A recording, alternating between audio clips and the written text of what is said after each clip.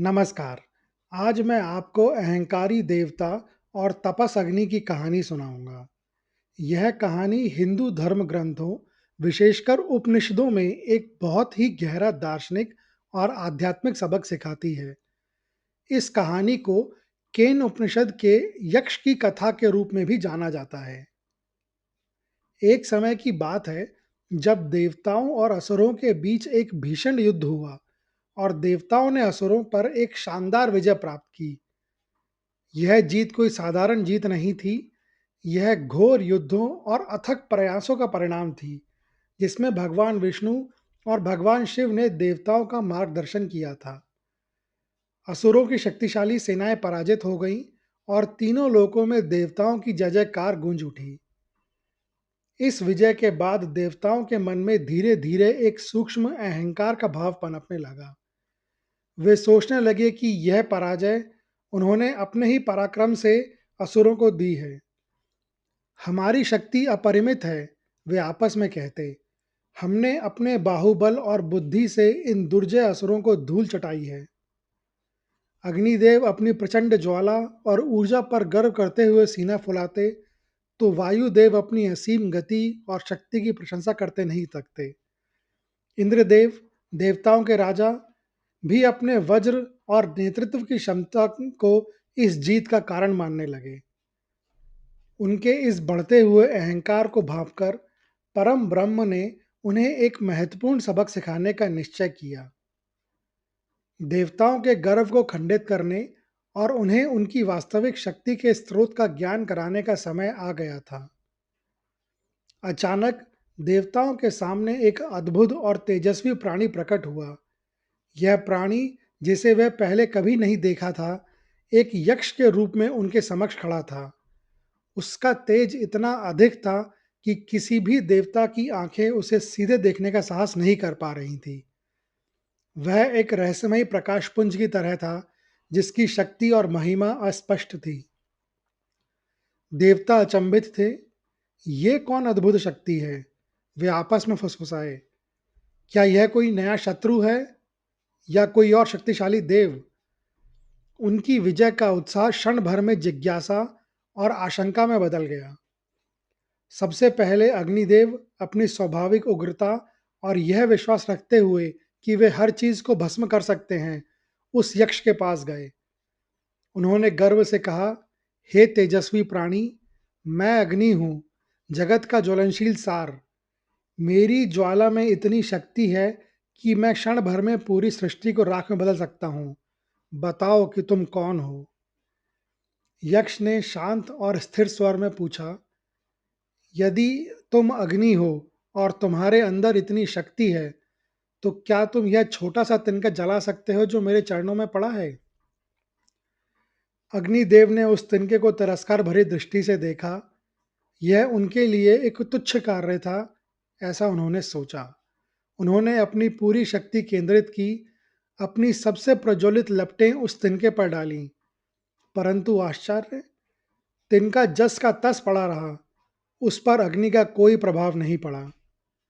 अग्निदेव ने और प्रयास किया, अपनी ज्वाला को और तेज किया, लेकिन तिनका अविचल रहा। अंततः वे लज्जित होकर अपनी हार स्वीकार करते हुए अन्य देवताओं के पास लौट आए। उन्होंने कहा, मैं नहीं जान पाया कि यह कौन है।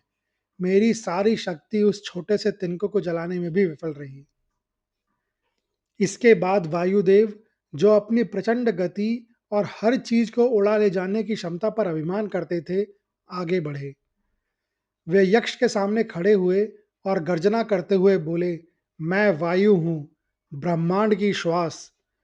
मेरी गति इतनी तीव्र है कि मैं पर्वतों को भी उड़ा सकता हूँ और दिशाओं को बदल सकता हूँ। बताओ, तुम्हारा क्या सामर्थ्य है जो मेरी शक्ति के आगे टिक सके?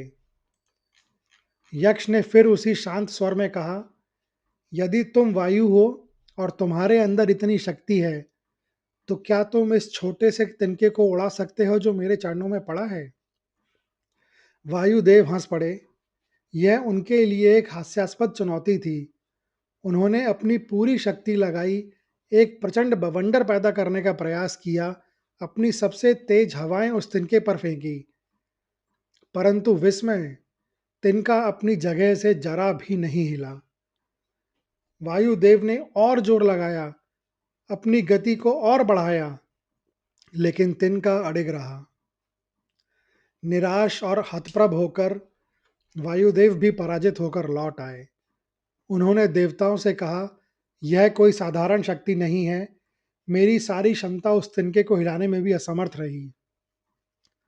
अब इंद्रदेव, देवताओं के राजा, स्वयं आगे आए।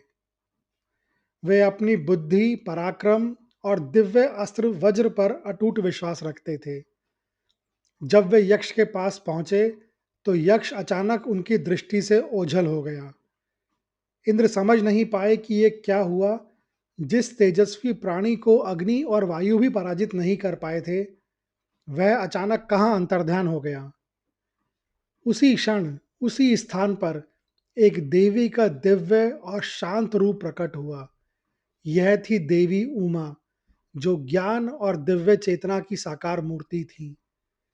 इंद्र ने विस्मय और जिज्ञासा से देवी उमा से पूछा, हे देवी, वह अद्भुत यक्ष कौन था जिन्होंने अग्नि और वायु जैसे शक्तिशाली देवताओं को भी पराजित कर दिया और फिर अचानक अंतर्ध्यान हो गए। देवी उमा ने मधुर और गंभीर वाणी में उत्तर दिया, हे इंद्र, वह यक्ष कोई और नहीं बल्कि स्वयं परम ब्रह्म थे। तुम्हारी यह विजय और तुम्हारी जो भी शक्ति है, वह उन्हीं की कृपा और सामर्थ्य से है। तुम सबने अपनी शक्तियों का अपना मान लिया था और अहंकार में डूब गए थे। वह यक्ष तुम्हें यह बताने आए थे कि तुम्हारी शक्ति सीमित है और उसका वास्तविक स्रोत कोई और है। देवी उमा ने आगे समझाया कि अग्नि में जलाने की शक्ति, वायु में उड़ाने की शक्ति और इंद्र में शासन करने की बुद्धि, यह सब उस परम ब्रह्म की ही अभिव्यक्ति है। वे ही आदि कारण हैं और उन्हीं की शक्ति से सभी देवता अपने अपने कार्य करने में सक्षम हैं। यह सुनकर इंद्र और अन्य देवताओं का अहंकार चूर चूर हो गया।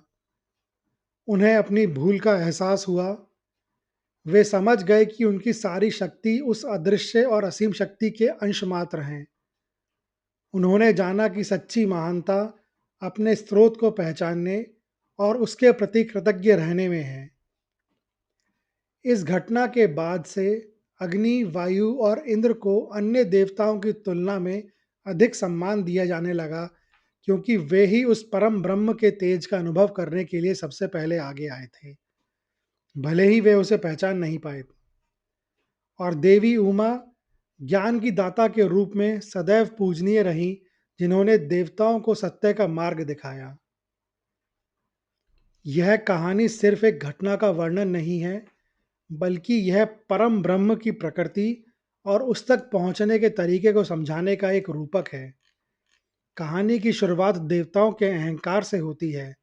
वे अपनी जीत का श्रेय खुद को देते हैं, परंतु हिंदू दर्शन के अनुसार हर देवता एक विशेष प्राकृतिक शक्ति का प्रतिनिधित्व मात्र करता है। अग्निदेव, अग्नि, यह जीवन की ऊर्जा, गर्मी और प्रकाश का प्रतीक है।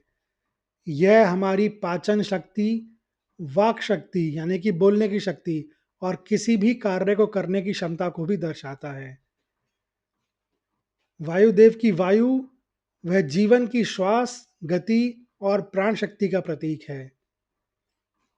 और इंद्र, वह मन, बुद्धि और इंद्रियों का प्रतीक है, जो सभी शक्तियों का संचालन करते हैं। जब अग्नि और वायु उस छोटे से तिनके को भी नहीं जला या उड़ा पाए, तो इसका गहरा अर्थ यह था कि हमारी अपनी शक्तियाँ, चाहे वह शारीरिक बल हो, मानसिक शक्ति हो या जीवन की ऊर्जा हो, सब सीमित है। वे किसी अज्ञात सर्वोच्च शक्ति द्वारा संचालित होती हैं। देवता यह भूल भूल गए थे कि उनकी अपनी शक्ति का स्रोत स्वयं परम ब्रह्म ही है।